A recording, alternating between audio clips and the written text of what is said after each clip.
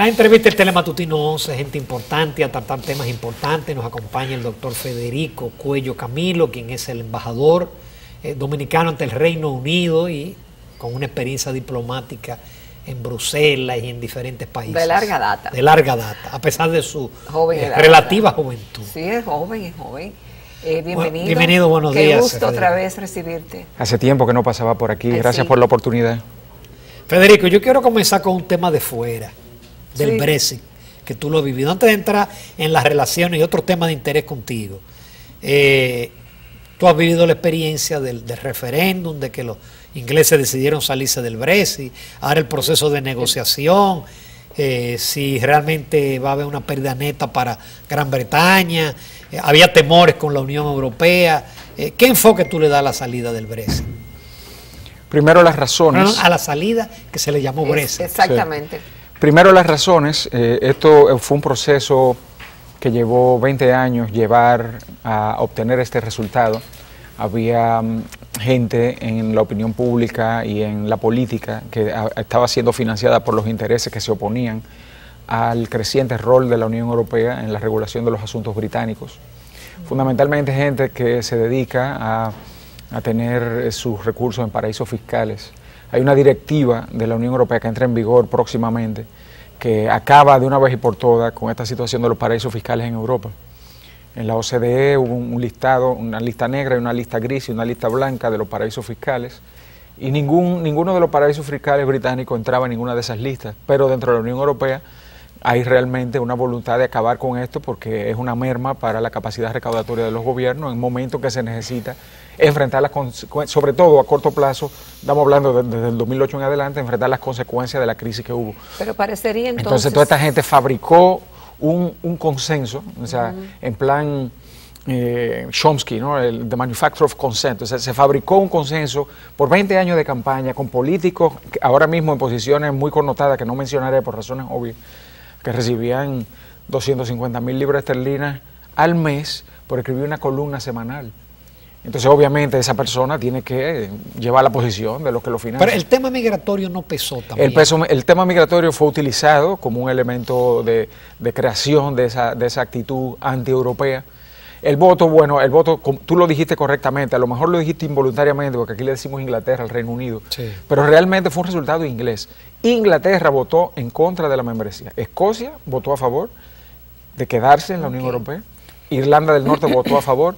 Y el resultado en Gales fue muy estrecho.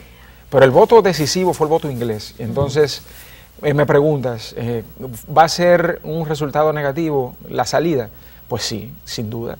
Porque perdón, Federico, ¿va a ser negativo aunque había razones, según tus explicaciones, que justificaban esa salida? No.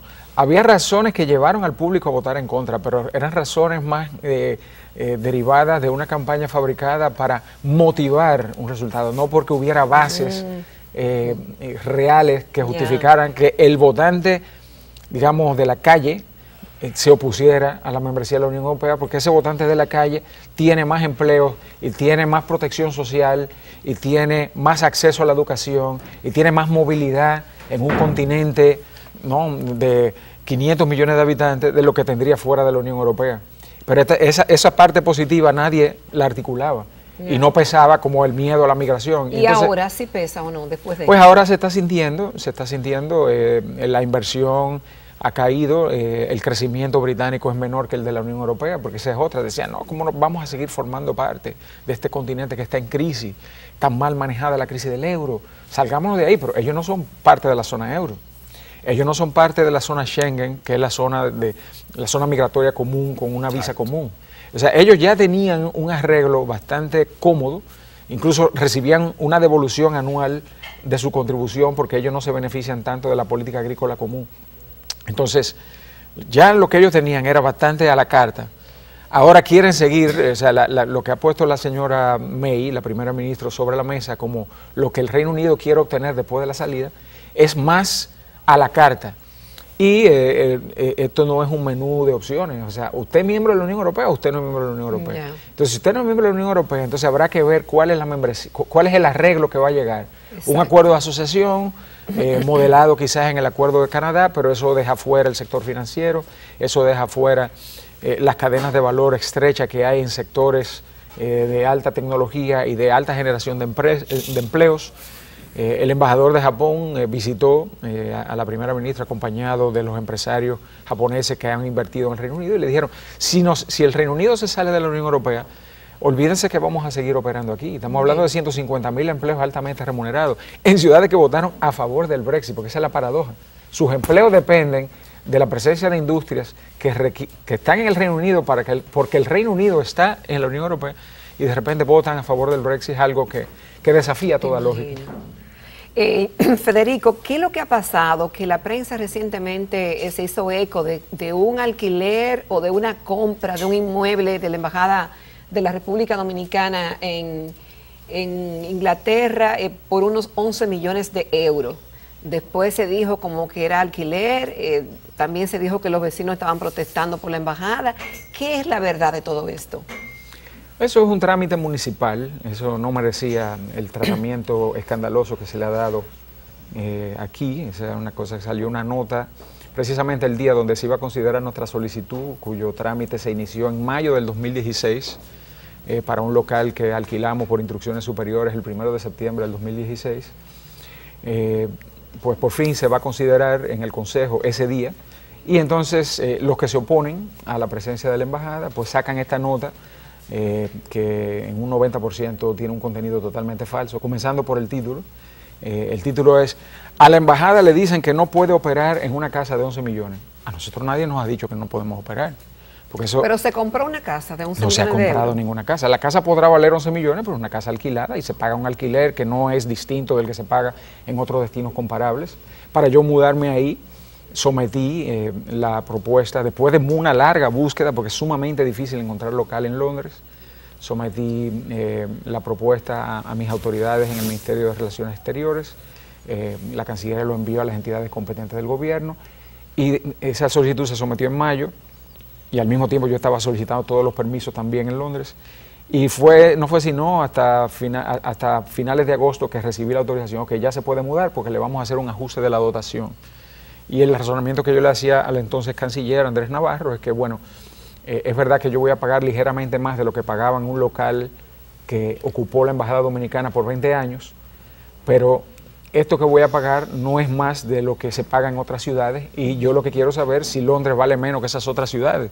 Exacto. Cuando el Reino Unido ya es el principal destino de las exportaciones dominicanas en Europa, cuando ya es una fuente, al día de hoy es una fuente principalísima de turismo para el país, más que España.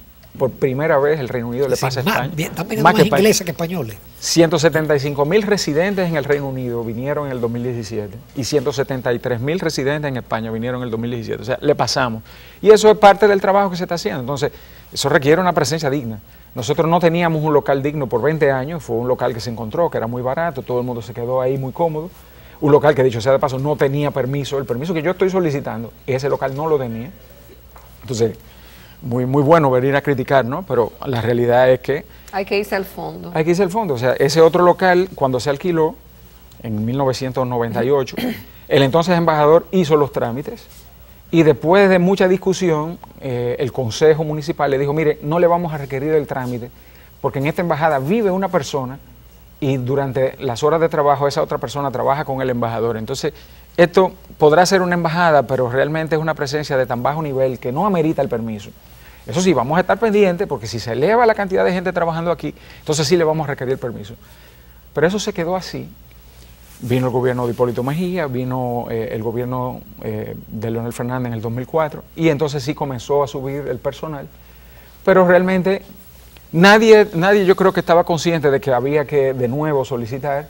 El propio Consejo Municipal no se dio cuenta que había más actividad hasta que nosotros nos mudamos. Y es al mudarnos, bueno, es al solicitar el permiso para mudarnos, tanto allá como aquí, que se nos dice, mire, ustedes ahora necesitan una autorización, lo que se llama para el uso mixto del local, que es residencial y embajada, y eso, bueno, eso se tomará el trámite. La agencia inmobiliaria nos dijo, miren, ustedes no pueden esperar a que salga ese permiso para operar, porque si ustedes operan, lo mínimo que se van a pasar es 12 meses esperando. Estos permisos no salen rápido.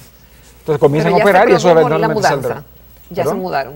Obviamente, claro, o sea, nosotros o sea, estamos hablando de mayo del 2016, se inician los trámites, septiembre del 2016 nos mudamos por autorización del ministro, y desde entonces hemos estado operando de una forma de muy bajo impacto, porque los servicios que se dan en la embajada, sobre todo los servicios consulares, se dan en línea. Entonces muy poca gente visita. Y las reuniones que hace el embajador, pues son reuniones que, qué sé yo, una vez a la semana vienen los embajadores de Centroamérica para el grupo SICA que República Dominicana preside, con una vasta agenda de trabajo. Por ejemplo, hemos tenido participación en la Universidad de Oxford, vamos a tener un foro de promoción de inversiones en infraestructura en mayo. Entonces, todas estas son las cosas que nosotros discutimos, una embajada que está trabajando, pero que lo hace de muy bajo perfil. Si ha habido quejas con el tema del parqueo, pues son quejas que nosotros no entendemos, porque nosotros no ocupamos los parqueos del edificio. Todo lo contrario, esos parqueos del edificio lo ocupan o sus propietarios o contratistas. Individual, es un edificio. Es un concepto que no es, no existe aquí, o sea, son casas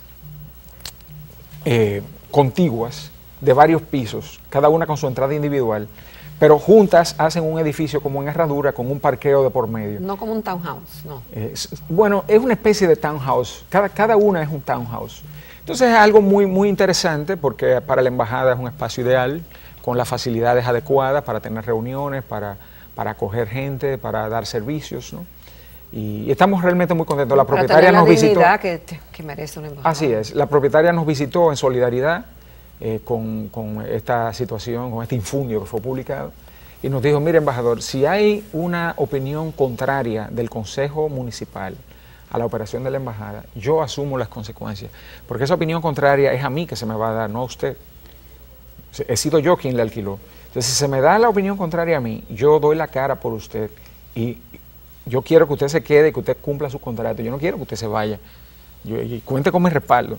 Y no se preocupe. Y ella fue acompañada por los oficiales de la agencia inmobiliaria, y ellos también reiteraron que nosotros hemos hecho lo correcto.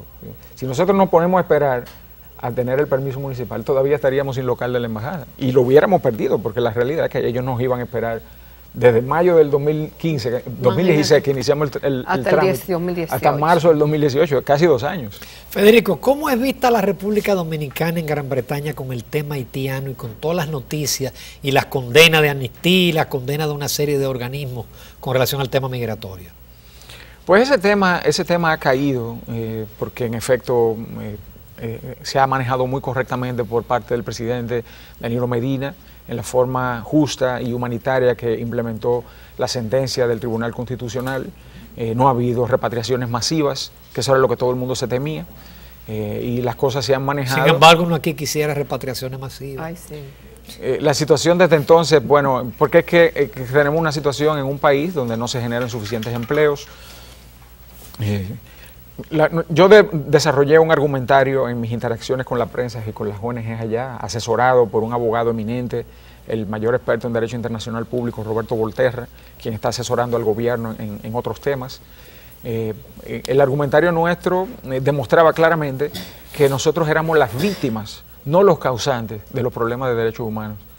Porque cuando uno tiene que vérsela con una situación de vecindad, con un país donde no hay empleo, donde no hay salud, donde no hay educación, donde no hay un medio ambiente sostenible, donde no se le dan documentos de identidad a sus ciudadanos, cada cosa de esa es una violación de sus derechos humanos en el origen. Entonces, cuando salen, sea República Dominicana, porque es su primer destino migratorio, pues traen consigo todas las consecuencias de todas esas situaciones de los abusos, y nosotros entonces recibimos el impacto transfronterizo de esa carencia que tienen esos ciudadanos de ese país vecino que quisiéramos que estuviera mucho mejor de lo que está.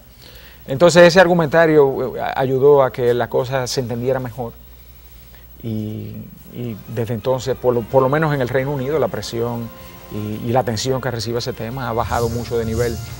Pero lo fundamental es que en la República Dominicana se ha hecho lo correcto, se ha manejado bien, y no ha habido situaciones que ameriten mayor escándalo al respecto.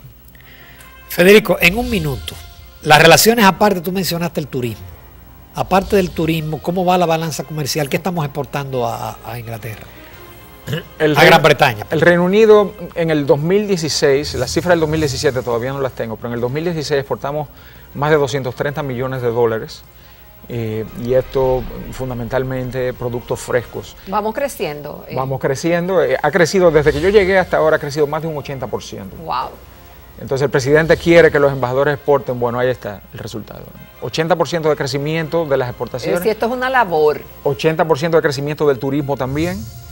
Entonces, y esto no es casualidad, esto es un trabajo de años con la Cámara Británica de Comercio, con las instituciones del gobierno que participan en la Semana Dominicana una vez al año y el seguimiento que se le da a eso. El Centro de Exportación e Inversión ha dado un apoyo sumamente valioso para la participación de delegaciones dominicanas en el Salón del Chocolate, en la Feria de Productos Frescos de Londres. El Ministerio de Turismo ha sido el principal patrocinador de todo lo que hemos hecho en la Semana Dominicana. Recientemente, o sea, este domingo, celebramos un banquete con 3 chefs de un movimiento gastronómico que hemos creado para promover nuestra gastronomía, añadirle valor al turismo, añadirle valor a nuestros productos.